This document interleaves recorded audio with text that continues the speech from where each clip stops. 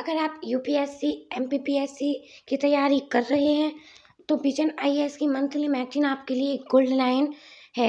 लेकिन इतनी लंबी मैगजीन को रोज पढ़ना सबके लिए आसान नहीं होता है। तो इस वीडियो में मैं आपको मई मंथ की मैगजीन का पूरा सार बिल्कुल आसान भाषा में 30 मिनट के अंदर समझाऊंगी। अभी पहले तो वीडियो में मैंने पॉलिटी का सेक्शन कवर करा दिया है। अभी हम अंतर्राष्ट्रीय संबंध इंटरनेशनल रिलेशनशिप का पूरा सेक्शन करेंगे आज मैं ही।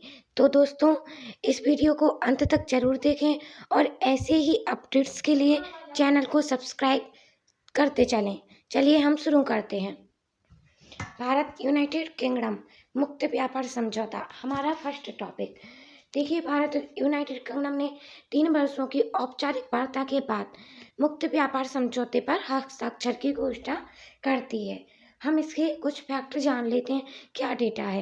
भारत यूनाइटेड किंगडम का जो व्यापार संबंध है वह दोनों देशों के बीच सालाना लगभग 60 बिलियन अमेरिकी डॉलर का द्विपक्षीय व्यापार होता है। यह अनुमान है कि 2030 तक यह दुगना हो जाएगा। मतलब कि अभी 60 बिलियन होता है तो 120 बिलियन डॉलर हो जाएगा। यूनाइटेड किंगडम भारत का 16वां सबसे बड़ा व्यापारिक भागीदार है और व्यापारिक संतुलन भारत के पक्ष में है। कैसे? इसका मतलब ये हो जाता है कि हम ज़्यादा निर्यात करते हैं और हम आयात कम करते हैं, इसीलिए हमारा व्यापार संतुलन जो है वो भारत के पक्ष में। इसी की जगह पे अगर हम आयात ज़्यादा करें और निर्यात कम करें तो फिर हमारा व्यापार संतुलन दूसरों के विपक्ष में जाता है, मतलब दूसरे देश के पक्ष में हो जाएगा। चलिए, ये समझ लिया है। अब हम समझते हैं कि जो कानूनी दस्तावेज को अंतिम रूप दिया गया है भारत यूके के फ्री ट्रेड एग्रीमेंट को, कैसे दिया जाना है, क्या है। देखो, इसमें डिजिटल व्यापार, पर्यावरण जैसे 27 अध्याय शामिल रहेंगे और दोनों देशों ने पारंपरिक डबल कंट्रीब्यूशन कन्वेंशन डीसीसी पर वार्ता करने के लिए भी सहमति व्यक्त करती है। डीसीसी क्या है? डीसीसी एक जो है वो सामाजिक सुरक्षा समझौता होता है। यह सुनिश्चित करता है कि दोनों देश में आवागमन करने वाले कर्मचारी और उनके नियोक्ताओं को एक समय में केवल एक देश में ही सामाजिक सुरक्षा अंशदान में योगदान या भुगतान करना पड़े। इससे दोहरी देनदारी से बचाव होगा और व्यापारिक गतिविधियां सरल एवं सुविधाजनक बनेगी। और जो भी कर्मचारी एक देश से दूसरे देश में अपनी कंपनी के लिए अस्थायी रूप से अतः 3 साल तक काम करने चाहते हैं, वे भी इस समझौते में तय शामिल हो जाएंगे। ऐसे कर्मचारी और उनके नियोक्ता केवल अपने मूल देश में ही सामाजिक सुरक्षा टैक्स देंगे और उन्हें दूसरे देश में अलग से सामाजिक सुरक्षा टैक्स नहीं देना होगा। सीधी बात है कि क्या होता है डीसीसी?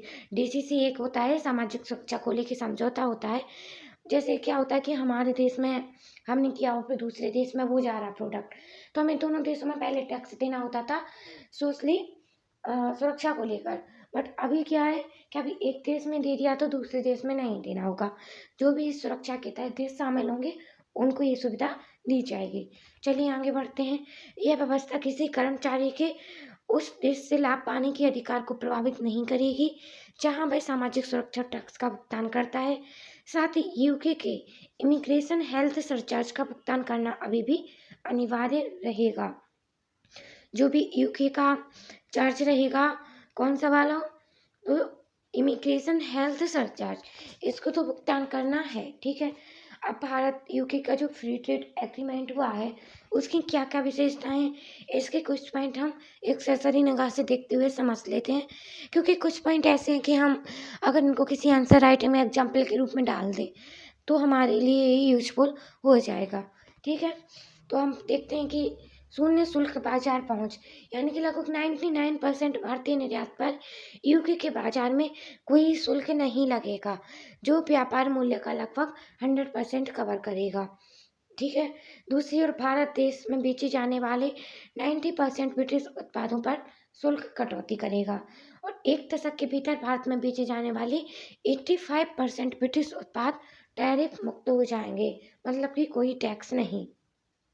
देखो, भारत को क्या फ़ायदा हो रहा कि 99% जो भी प्रोडक्ट इंडिया से यूके जाएगा तो उस पर टैक्स नहीं लगेगा, और यूके को क्या फ़ायदा हो रहा कि 90% जो भी इंडिया में आएगा वहाँ से तो उस पर टैक्स नहीं लगेगा।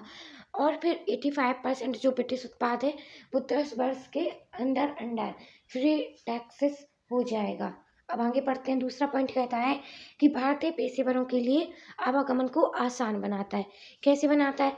इस कॉन्ट्रैक्ट में जो भी काम करते हैं सेवा प्रदाता, व्यवसाय के काम से आने वाले लोग, निवेशक, राइट टू वर्क के तहत कंपनी, इसके भीतर जो भी कर्मचारी काम कर रहे हैं, उनके जीवन साथी, आश्रित बच्चे जो भी हैं, स्वतंत्र पेशेवर, ये जो हैं वो प्रशिक्षक आदि ये सब शामिल होते हैं। इन सब के लिए है आसान हो जाता है।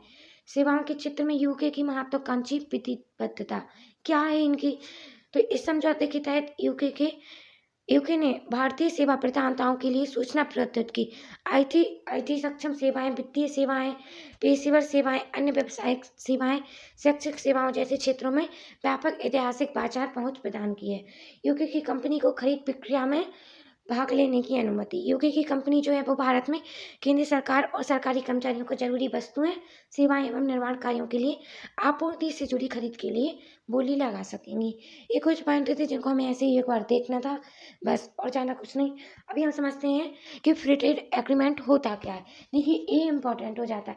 जैसे कोई भी चीज़ न्यूज़पेपर में आती है तो वो चीज़ इंपॉर्टेंट नहीं होती, बल्कि वो चीज़ होती क्या है वो हमें पढ़ना होता है। जैसे अभी आपने पढ़ा होगा कि 2-3 जुलाई के न्यूज़पेपर में जो अभी मिस्र में डीएनए को लेकर न्यूज़ चला था, मैंने आपको टॉपिक कवर कराया है। तो उसमें हमने देखा कि मिस्र की क्या कैसी मैपिंग रही है, पुरानी सभ्यताएं कैसे कनेक्ट होते हैं, इसका हिस्टोरिकल और जियोग्राफिकल पॉइंट देखा हमने, डीएनए क्या होता है इसको देखा। तो ऐसे ही हमें पॉइंट कवर करने होते हैं। आप भी करेंट को मुझसे पढ़ना चाहते हैं तो मैं डेली वीडियोस अपलोड करती हूँ करेंट की, आप उनको एक बार जरूर देखिएगा। चलिए हम समझते हैं कि फ्री ट्रेड एग्रीमेंट क्या होता है। फ्री ट्रेड एग्रीमेंट ऐसे समझौते होते हैं जो दो या दो से अधिक देशों या फिर व्यापारिक समूहों के बीच किए जाते हैं। इसमें क्या तय किया जाता है? इसमें तय किया जाता है कि आपसी व्यापार पर लगने वाले सीमा शुल्क यानी कि जो कस्टम ड्यूटी है और अन्य गैर प्रशुल्क व्यापारिक बाधाओं को कम करेंगे या फिर खत्म ही कर देंगे, ताकि बड़े पैमाने पर हम आसानी से व्यापार कर सकें। दूसरा पॉइंट कहता है कि ये समझौता वस्तु कौन कौन से, जैसे कृषि हो गया, उद्योग से जुड़े उत्पाद हो गए, सेवाओं में जैसे बैंकिंग सेवा हो गई, कंस्ट्रक्शन हो गया, ट्रेडिंग हो गई, इन सबको आसान बनाने के लिए किया जाता है। साथ ही जो बौद्धिक संपदा रहती है उन मुद्दों को भी इसमें शामिल किया जाता है। ठीक है, अब हम देखते हैं कि कैसे, जैसे अर्ली हार्वेस्ट स्कीम आई थी, ये भी फ्री ट्रेड एग्रीमेंट के तहत ही है। ये एक ऐसी योजना है, इसमें क्या किया जाता है कि जो भी वस्तुतः व्यापार किए जाते हैं दो भागीदार देशों के बीच, उनके बीच फ्री ट्रेड एग्रीमेंट से पूर्व किए जाने वाला एक एक चीज़ है जो अनुबंध होता है। ठीक है, अब फ्री ट्रेड एग्रीमेंट विश्व व्यापार संगठन के मोस्ट फेवर्ड नेशन सिद्धांत के अपवाद के रूप में भी क्या काम करते हैं। विश्व व्यापार संगठन मतलब वर्ल्ड ट्रेड ऑर्गेनाइजेशन, ये भी ट्रेड का काम करता है, फ्री ट्रेड एग्रीमेंट भी है, तो इसके अपवाद के रूप में ये वर्क करेगा। स्थिति देखेंगे तो एसबीआई की एक रिपोर्ट के अनुसार भारत ने अपनी निर्यातोन्मुखी घरेलू विनिर्माण को बढ़ावा देने के लिए मॉरिशस, यूएई, ऑस्ट्रेलिया जैसे अपने व्यापारिक साझेदारों के साथ पिछले 5 वर्षों में 13 फ्री ट्रेड एग्रीमेंट पर हस्ताक्षर किया है। अब हम समझेंगे कि इसके क्या कैसे अनुक्रम होते हैं। सबसे पहले क्या होता है? पीटीए होता है। पीटीए मतलब अधिमान्य व्यापार समझौता, आपस में सहमति से कुछ वस्तुओं पर जो है वो टैरिफ कम करेंगे पहले तो। फिर होगा फ्री ट्रेड एग्रीमेंट, मतलब अधिकतम वस्तुओं पर फिर टैरिफ कम कर देंगे। इसके बाद होगा सीईपीए। सीईपीए क्या होता है?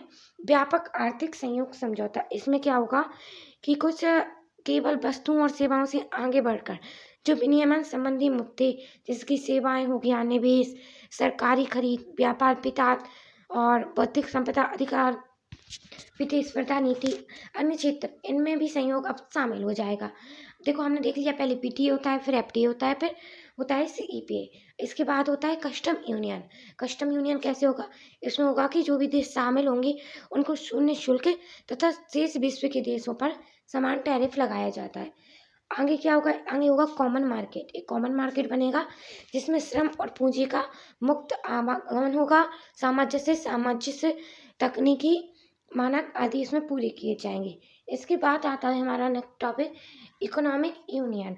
इसके तहत आर्थिक एकीकरण का चरम स्तर, एक समान आर्थिक नीतियां, संस्थाएं आदि बनती हैं। चलिए हम आगे देखते हैं कि एफटीए को लेकर भारत का क्या कैसा अनुभव रहा है। व्यापार असंतुलन में वृद्धि हुई है 2017 से 22 तक देखें तो निर्यात में 31% की वृद्धि, जबकि आयात में 82% की वृद्धि। देख रहे हैं कि हम निर्यात से ज़्यादा आयात में बढ़ावा दे रहे हैं इधर। दूसरा है कि पूरी क्षमता का उपयोग ना कर पाना। फ्री ट्रेड एग्रीमेंट का उपयोग अपेक्षाकृत कम हुआ है, लगभग 25% के आसपास, जबकि और विकसित देशों में देखें तो वहाँ 70 to 80% इसका यूज होता है। तीसरा पॉइंट कहता है कि गैर प्रशुल्क बाधाएं, यानी कि जो भी ग्लोबल ट्रेड अलर्ट डेटाबेस है, इससे हमें पता चलता है कि 2020 से 24 तक वैश्विक स्तर पर व्यापार एवं निवेश से संबंधित 26,000 से अधिक नए प्रतिबंध लगाए गए हैं। आगे बात करते हैं कि अन्य तो प्रमाणन आवश्यकता और मूल देश में उत्पादन के नियम, रूल्स ऑफ ऑरिजिन संबंधी जटिलता आदि विद्यमान है।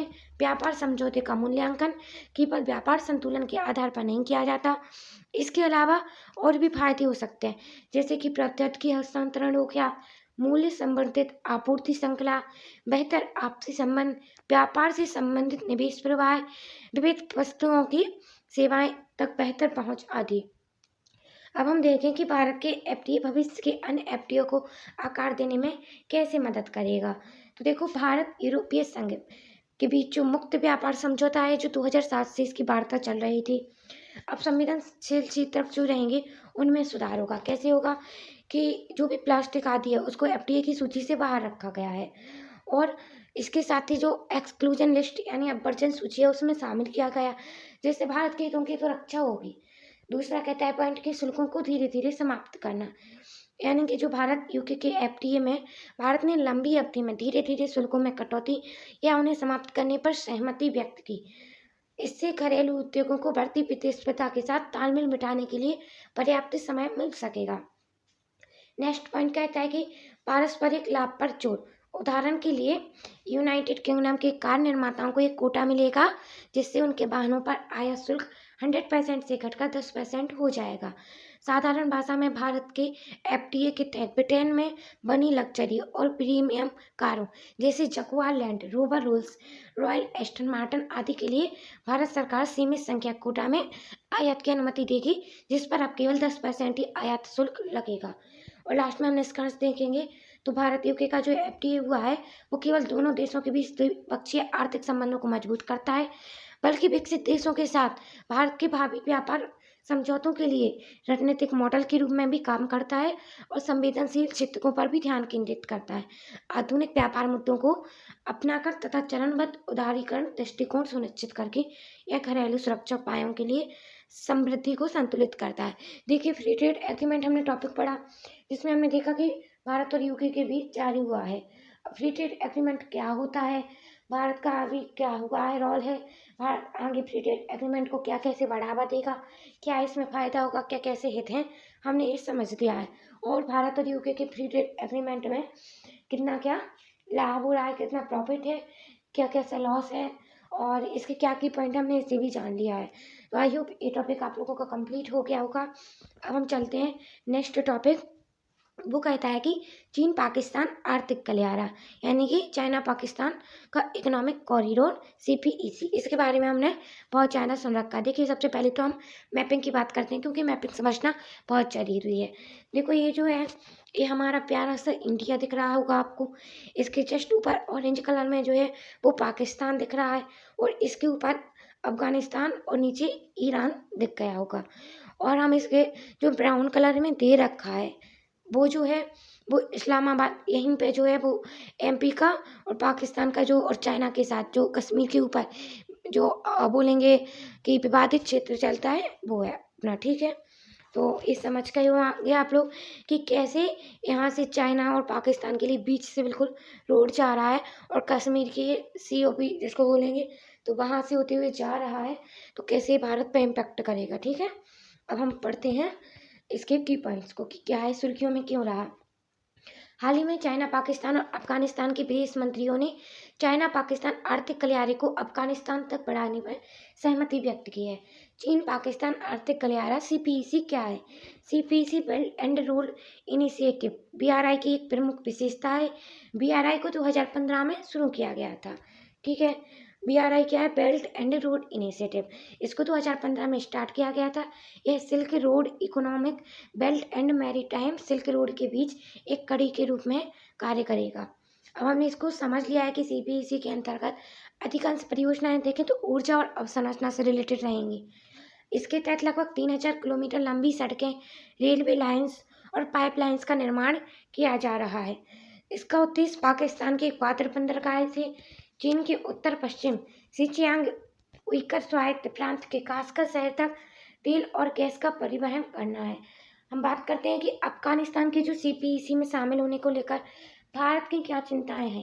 देखो, भारत की चिंता है ये भूसामरिक चिंता, मतलब चीन, पाकिस्तान, अफगानिस्तान का जो गठजोड़ होगा, जिससे भारत की सुरक्षा और आर्थिक हितों पर क्षेत्रीय प्रभाव बिल्कुल सीधा पड़ सकता है। इससे मध्य एशिया तक पहुंच के लिए भारत की जो चाबहार बंदरगाह और अंतर्राष्ट्रीय उत्तर दक्षिण परिवहन गलियारा है, उनकी उपयोगिता को भी यह कम कर सकता है। दूसरा, भारत पर प्रभाव रणनीतिक होगा, क्योंकि ये जो चाइना की जो एक चल रहा है ना, घेरने वाली नीति, माला बना रहा है जो एक, तो एक घेराव भी अपना डालेगा भारत पर। तो इस वजह से भी भारत चिंता में है कि भारत के चारों ओर स्ट्रिंग और पल्स के तहत सामाजिक बंधन, जैसे कि हम्बनटोटा जो श्रीलंका में, उस पर भी हो गया, ग्वादर पाकिस्तान और चटगांव बांग्लादेश, इनमें वो अपनी पकड़ तो बना चुका है, इसमें भारत घिर सकता है चारों तरफ से। ठीक है, अब हम बात करते हैं कि और कैसा इम्पैक्ट भारत पर डालेगा। तो पाकिस्तान, अफगानिस्तान, चीन दूरी का मजबूत होना, पाकिस्तान का अफगानिस्तान पर प्रभाव और मजबूत हो सकता है, विशेष रूप से ऐसे समय में जब भारत का तालिबान शासन के साथ भागीदारी जो है वो सीमित हो रखी है। तो ऐसे में अफगानिस्तान में भारत के विकासात्मक और मानवतावादी प्रभाव को कम कर सकता है। गौरतलब है कि हमने 2 दशकों से स्पष्ट और पावर अवसंरचना, जरांज लीलाराम राजमार्ग विकास और मानवीय सहायता के माध्यम से यह प्रभाव स्थापित किया। सुरक्षा संबंधी चिंता, तालिबान शासन यदि चीन की फंडिंग और पाकिस्तान की खुफिया एजेंसियों के सहयोग से काम करता है, तो वह भारत विरोधी आतंकवाद जैसे कि जैश ए मोहम्मद, लश्कर ए तैयबा का केंद्र बन सकता है। आर्थिक चिंता को लेकर, तो अफगानिस्तान में लिथियम और दुर्लभ खनिजों का भंडार है, जो हाईटेक एवं हरित ऊर्जा उद्योगों के लिए अहम है। CPEC के माध्यम से चीन को इन संसाधनों तक आसान पहुंच मिलेगी, जिससे भारत इन खनिजों की प्राप्ति से रणनीतिक रूप से देखेंगे तो पिछड़ जाएगा। अब भारत जो है क्या कदम उठाएगा, तो भारत जो है वो चाबहार बंदरगाह का विकास करेगा, जो कि ईरान में भारत बना रहा है। इसके बाद भारत अंतर्राष्ट्रीय उत्तर दक्षिण परिवहन गलियारा, जो कि भारत, रूस, ईरान द्वारा 2000 में स्थापित किया गया था, इसको वह मजबूत करेगा। देखिए, हम बात करें कि जो उत्तर दक्षिण परिवहन गलियारा है, ये कहाँ कहाँ से होकर जाता है, तो हम देखेंगे कि हिंद महासागर, फारस की खाड़ी को ईरान होते हुए कैस्पियन सागर एवं रूस के पीटर्सबर्ग से जोड़ेगा। अब हम देखेंगे कि भारत जो है और क्या करेगा, तो भारत मध्य पूर्व यूरोप आर्थिक गलियारा जो 2023 में शुरू किया गया था, कौन कौन के से बीच में, तो संयुक्त अरब अमीरात, सऊदी अरब, जॉर्डन, इसराइल, यूरोपीय संघ के माध्यम से ये जोड़ेगा। ठीक है, और फिर नेक्स्ट पॉइंट देखते हैं कि क्वाड्रिलेटरल सिक्योरिटी डायलॉग, ये क्या है, तो ये एक सुरक्षा मंत्र है, जिसमें भारत, संयुक्त राज्य अमेरिका, जापान, ऑस्ट्रेलिया शामिल हैं। इसका उद्देश्य है कि हिंद प्रशांत क्षेत्र में चीन के बढ़ते प्रभाव को प्रति संतुलित करते हुए नेविगेशन की स्वतंत्रता को ये बढ़ावा देगा। अब हम बात करते हैं, हमने स्टार्टिंग में पढ़ा था ना कि BRI के तहत जो है ये रोड बनाया जा रहा है। तो BRI क्या है? BRI की शुरुआत 2013 में चीन ने की थी, जिसका उद्देश्य था कि अंतर महाद्वीपीय स्तर पर कनेक्टिविटी और सहयोग को बढ़ावा। BRI को वन बेल्ट वन रोड के नाम से भी जाना जाता है। इसके 2 घटक हैं, एक है कि सिल्क रोड इकोनॉमिक बेल्ट, यह भूमि जो है आधारित बेल्ट है, जो कि मध्य एशिया एवं दक्षिण एशिया को आगे यूरोप तक जोड़ता है। दूसरा है कि न्यू मैरीटाइम सिल्क रोड, यह रोड जो है वो मैरीटाइम रोड चीन को दक्षिण पूर्व एशिया खाड़ी देशों जैसे पूर्वी और उत्तर अफ्रीका से जोड़ते हुए यूरोप तक जाता है। हमने देख लिया है कि BRI क्या है। अब हम इसका निष्कर्ष देखते हैं कि निष्कर्ष कहता है कि भारत चाबहार कनेक्टिविटी योजना को आगे बढ़ाना जारी रख सकता है और अफगान जनता के साथ जुड़ने के लिए कूटनीतिक अवसरों की तलाश कर सकता है। इसके साथ ही यदि भारत पारदर्शी, समावेशी और संधारणीय क्षेत्रीय अवसंरचना का समर्थन करता है, तो वह दक्षिण एवं मध्य एशिया के एकीकृत भविष्य के निर्माण में एक रचनात्मक भूमिका निभा सकता है। ऐसा करके भारत यह सुनिश्चित कर सकता है कि विकास से सभी को लाभ मिले, साथ ही अपने राष्ट्रीय हितों में कोई समझौता ना हो। हमने देख लिया कि चीन जो पाकिस्तान में ग्वादर बंदरगाह से होकर रोड बना रहा है, उसका भारत पर क्या इम्पैक्ट पड़ेगा और फिर भारत क्या कदम उठा सकता है, कैसे कैसे हमारी क्षेत्रीय सुरक्षा खतरे में पड़ सकती है और हम इसके लिए क्या कदम उठाएं। और फिर लास्ट में हमने निष्कर्ष डिस्कस कर लिया। और BRI नीति के तहत ये बनाया जा रहा है। तो BRI क्या है, हमने इसको भी देख लिया कि चीन ने बनाई थी 2013 में, और 2 चीज़ों पे एक वर्क करती है, सिल्क वाली और एक मैरीटाइम। ठीक है, अब हम आगे बढ़ते हैं नेक्स्ट टॉपिक पर। आई होप आप ये बहुत अच्छे से समझ गए होंगे। नेक्स्ट टॉपिक है भारत तुर्की संबंध। देखो, हमने भारत पाकिस्तान वाला देख लिया, चाइना का देख लिया, इसी में भारत का यूके के साथ फ्री ट्रेड एग्रीमेंट में भारत यूके का देख लिया। अभी हम बात कर रहे हैं भारत तुर्की संबंध की, इंडिया तुर्की रिलेशनशिप। हाल ही में पहलगाम में हुए आतंकवादी हमले के बाद भारत ने पाकिस्तान में आतंकवादी विरोधी कार्रवाइयाँ की थी। इन कार्रवाइयों की तुर्की ने आलोचना भी की। इसके कारण भारत और तुर्की के संबंधों में कड़वाहट आ गई। देखो क्या कहता है कि तुर्की ने भारत के ऑपरेशन सिंदूर की आलोचना की और इसे उकसावे वाला कदम बताया। साथ ही यह चेतावनी दी कि पाकिस्तान के भीतर किए गए हमले व्यापक संघर्ष के खतरे को बढ़ा सकते हैं। ज्ञातव्य है कि ऑपरेशन सिंदूर के दौरान भारतीय वायु रक्षा प्रणाली ने पाकिस्तान द्वारा उपयोग किए गए सोंगर ड्रोन को निष्क्रिय कर दिया गया। ये ड्रोन जो है वो तुर्की से निर्मित था। अभी आप समझ ही रहे होंगे कि तुर्की ने क्यों आलोचना की। इसके बाद भारत ने तुर्की की कंपनी सिलेबी एविएशन का सिक्योरिटी क्लियरेंस प्रमाण पत्र रद्द कर दिया है, क्योंकि भारत के 9 हवाई अड्डों पर ये जो है वो ग्राउंड हैंडलिंग का कार्य कर रही थी। उल्लेखनीय है कि भारतीय विश्वविद्यालय जैसे कि जामिया मिलिया इस्लामिया ने तुर्की के शिक्षण संस्थानों के साथ शैक्षणिक संयुक्त समझौते को भी निलंबित कर दिया है। अब हम बात करते हैं कि भारत और तुर्की के जो संबंध की पृष्ठभूमि क्या है। सबसे पहले तो हम फ्लैग को देख लेते हैं। एक साइड लेफ्ट साइड इंडिया का दे रखा है एंड राइट साइड टर्की का दे रखा है। ठीक है, तो भारत तुर्की के संबंध की पृष्ठभूमि को एक बार रफली समझ लेते हैं, और इंटरनेशनल रिलेशनशिप में तो हम इसको पढ़ते ही रहते हैं। चलिए तो देखते हैं हम। ये कह रहा है कि 1948 से 1983 फिर फरवरी के 2023 राजनयिक संबंध कैसे स्टार्ट हुए। देखो, पहले राजनयिक संबंध हमारे 1948 से स्टार्ट हो गए, फिर संयुक्त आयोग बना आर्थिक सहयोग के लिए, फिर फरवरी में हमने ऑपरेशन दोस्त जो है वो चलाया था, क्योंकि टर्की में भूकंप आया हुआ था, तो फिर हमने आर्थिक मदद दे दी थी वहाँ पे। ठीक है, अब हम बात करते हैं कि आर्थिक और वाणिज्यिक संबंध क्या कैसे रही। जो कि भारत से निर्यात होता है वो खनिज हो गया, ईंधन, विद्युत, मशीनरी, ये सब। और भारत द्वारा आयात वहाँ से क्या किया जाता है, तो वहाँ से कुछ सब्जियाँ हो गई, सीमेंट, रसायन, मोती, लोहा, इस्पात, मार्बल्स और एप्पल, ये सब आयात करते हैं हम। लोगों के बीच आपसी संपर्क देखेंगे क्या कैसा है, तो 3000 भारतीय जो हैं तुर्की में, लगभग भारतीय नागरिक 3000 हैं, जिसमें से 200 तो छात्र हैं। और 2023 में देखें तो 3 लाख पर्यटक वहाँ पर घूमने भी गए थे। और इसकी कार्यप्रणाली संवाद वाली देखें तो भारत तुर्की संयुक्त आयोग जो है वो नियमित संवाद तंत्रों के माध्यम से दोनों देशों के बीच संबंध सक्रिय बने रहते हैं। हालांकि ये संबंध हमेशा सहज नहीं होते। ऑपरेशन दोस्त जो है वो 2023 में चलाया गया था।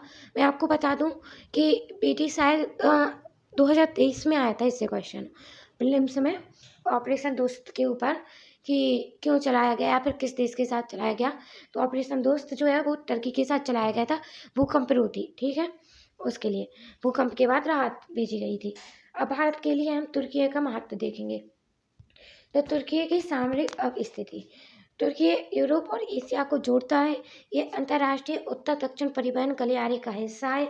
यह गलियारा भारत के लिए यूरोप और मध्य एशिया के साथ व्यापार बढ़ाने में बहुत ही इम्पोर्टेंट है। क्षेत्रीय प्रभाव भी है, क्योंकि यह मध्य पूर्व जो काला सागर है उन जैसे पड़ोसी क्षेत्रों में महत्वपूर्ण हितधारक है। इससे भारत को इन क्षेत्रों की जानकारी रखने और अपना प्रभाव बनाने रखने में तुर्की में मदद मिल सकती है। नेक्स्ट हम पॉइंट की बात करें तो वैश्विक मंच, दोनों देशों ने G20 के सदस्य हैं। साथ ही दोनों देश संयुक्त सुरक्षा परिषद में सुधार जैसे ग्लोबल गवर्नेंस के मुद्दों पर समान रुख रखते हैं। ध्यातव्य है कि तुर्की ने UNSC में भारत की स्थायी सदस्यता की दावेदारी का समर्थन भी किया है। भारत तुर्की संबंधों में वर्तमान चुनौती क्या क्या है हम देखते हैं। तो पाकिस्तान को सैन्य एवं राजनयिक समर्थन, चीन के बाद तुर्की पाकिस्तान के लिए दूसरा सबसे बड़ा हथियार आपूर्तिकर्ता देश है। और इसमें क्या क्या हथियार आपूर्ति करता है, तो ये ड्रोन, कार्बेट, मिसाइल, F-16 ये सब भेजता है। कश्मीरी मुद्दे में भी हस्तक्षेप करता है और भारत के खिलाफ नकारात्मक धारणा बनाने में भी मदद कर देता है। तुर्की, अज़रबैजान, पाकिस्तान का नया गठजोड़ हो रहा है। अब हम देखेंगे कि तुर्की जो है वो पाकिस्तान की ओर क्यों रुख कर रहा है, क्या रुख है इसका। तो ऐतिहासिक संबंध शुरुआती समर्थन रहे हैं, क्योंकि कुछ तो भारत और तुर्की दोनों ने उपनिवेशवाद विरोधी आंदोलनों का समर्थन किया। भारतीय राष्ट्रवादियों ने प्रथम विश्व युद्ध के दौरान तुर्की पक्ष का समर्थन किया था। हालांकि स्वतंत्रता के बाद यह सद्भाव मजबूत संबंधों में नहीं बदल पाया। पाकिस्तान की ओर तुर्की का झुकाव जो है वो बढ़ता जा रहा है। 1947 के बाद से ध्यान अधिक केंद्रित रहा है, क्योंकि दोनों देश इस्लामी पहचान साझा करते हैं और इसके साथ ही इस्लामी राजनीतिक दलों के उदय की तुर्की को पाकिस्तान जैसे मुस्लिम देशों के और अधिक करीब ला दिया है। थर्ड पॉइंट हम ये देख सकते हैं कि सुरक्षा और रणनीतिक साझेदारी। 1950 के दशक में तुर्की और अफगानिस्तान ने शाश्वत मित्रता संधि पर हस्ताक्षर किए थे और सोवियत संघ के प्रभाव हमने ये देख लिया है कि रोकने के लिए शामिल हुए। रणनीतिक साझेदारी को मजबूत, विविध और संस्थागत बनाने के घोषणा पत्र पर भी हस्ताक्षर हुए इनके। ठीक है, अब हम देखते हैं कि निष्कर्ष क्या निकलता है। भारत तुर्की संबंधों में उतार चढ़ाव हमेशा से देखा जाता रहा है। भारत को तुर्की द्वारा दुष्प्रचार के खतरों को जवाब देने के लिए बहुपक्षीय मंचों का उपयोग करना चाहिए। साथ ही तुर्की के क्षेत्रीय प्रतिद्वंद्वों जैसे कि यूनान हो गया, साइप्रस, अर्मेनिया, इजराइल, संयुक्त अरब अमीरात के साथ संबंधों को मजबूत बनाने पर ध्यान देना चाहिए। इससे तुर्की के साथ रणनीतिक संतुलन बनाए रखने में मदद मिल सकती है। साथ ही एक दूसरे का सम्मान करने और साझा हितों के आधार पर संबंधों को फिर से सामान्य करने से अधिक स्तर व्यवहारिक और भविष्योन्मुखी साझेदारी का मार्ग भी प्रशस्त हो सकता है। देखिए, आज को इससे रिलेटेड हम प्रीलिम से क्वेश्चन देंगे कि इजराइल किन किन देशों के साथ अपनी सीमा साझा करता है, वो आपको कमेंट बॉक्स में बताना है। आगे हम बात करते हैं कि अंतर्राष्ट्रीय मुद्रा कोष द्वारा ऋण क्या है। तो हम देखेंगे कि सुर्खियों में क्यों रहा है। तो देखेंगे इसको कि IMF जो है उसके कार्यकारी बोर्ड ने एक्सटेंडेड फंड फैसिलिटी व्यवस्था के तहत पाकिस्तान के आर्थिक सुधार कार्यक्रमों की पहली समीक्षा पूरी कर ली है। IMF ने एक्सटेंडेड फंड फैसिलिटी के तहत लगभग $1 बिलियन SDR 760 मिलियन देने की अनुमति दी।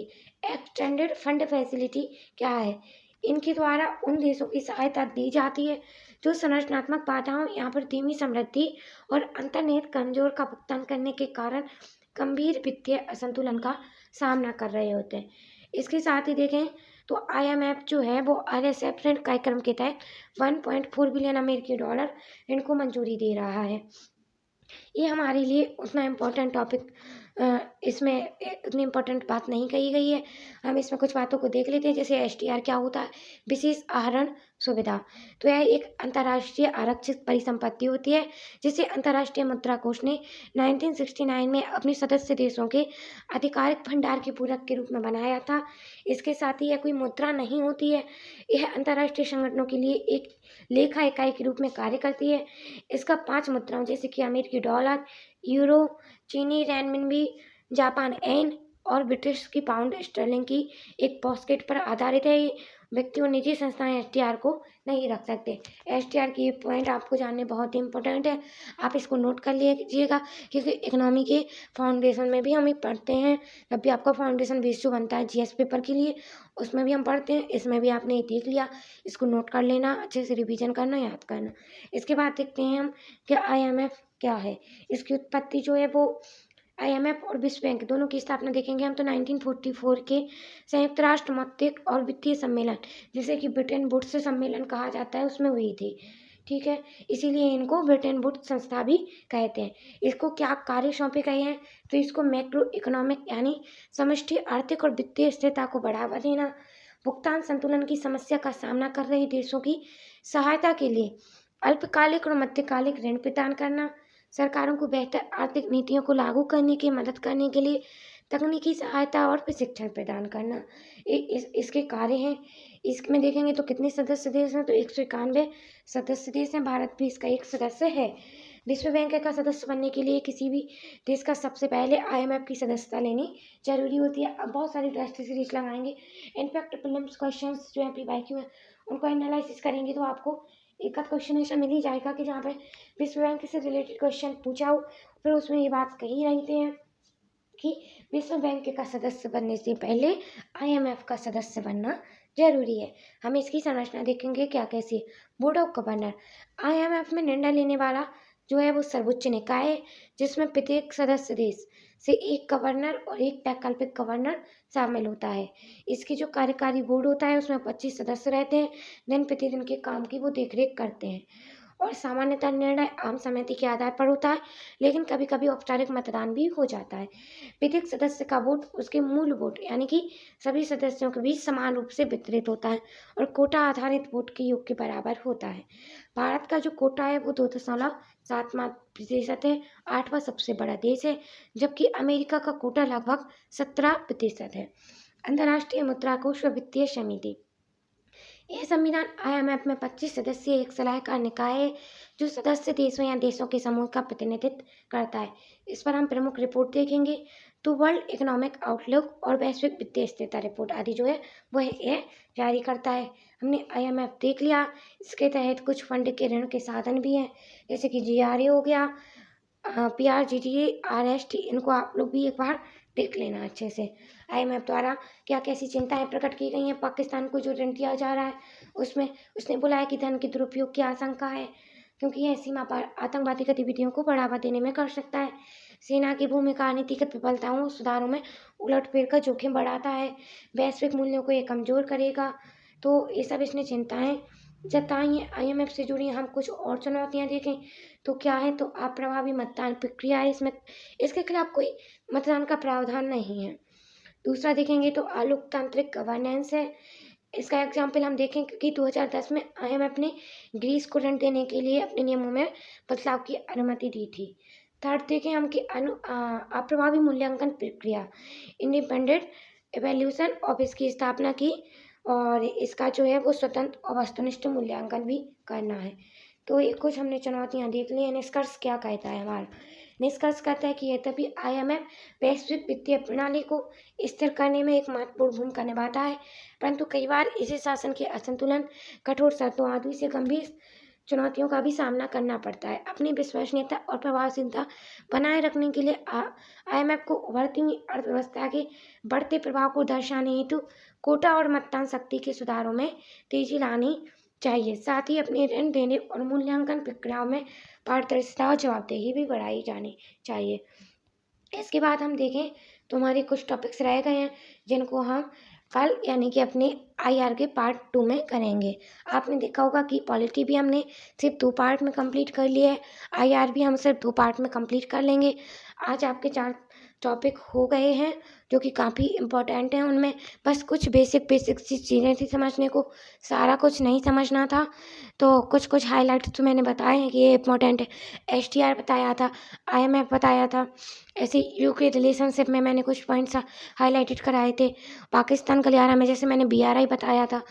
तो और भारत के और कौन कौन से भारत ने कदम उठाए, तो भारत कौन कौन से रोड और बना रहा है, तो ये आपके लिए इम्पोर्टेंट था। इनको हाईलाइट कर लेना है, इनको बार बार आपको रिवीजन करना है ताकि आपको अच्छे से याद हो जाए। आई होप आपने ये वीडियो देख के अच्छे से समझ तो लिया ही होगा। अब आप रिवीजन करेंगे, देखिए जब तक आप नहीं पढ़ेंगे खुद से तब तक आपको याद कोई भी टीचर नहीं करा सकता, वो आपको समझा सकता है। इसके बाद आपको रिवीजन बार बार खुद से करना ही होगा। मुझे लगता है मैंने टॉपिक्स अच्छी तरीके से समझा दिया है। अगर आपको वीडियो अच्छी लगी, टॉपिक्स अच्छे से समझ में आए तो वीडियो को लाइक करें। अगर कोई क्वेश्चन है तो कमेंट में हमें ज़रूर बताएं और हमने जो क्वेश्चन दिया उसका जवाब कमेंट में ज़रूर दें। चैनल को सब्सक्राइब कर लें और अपने दोस्तों के साथ इस वीडियो को साझा करें। Thank you so much. जय हिंद।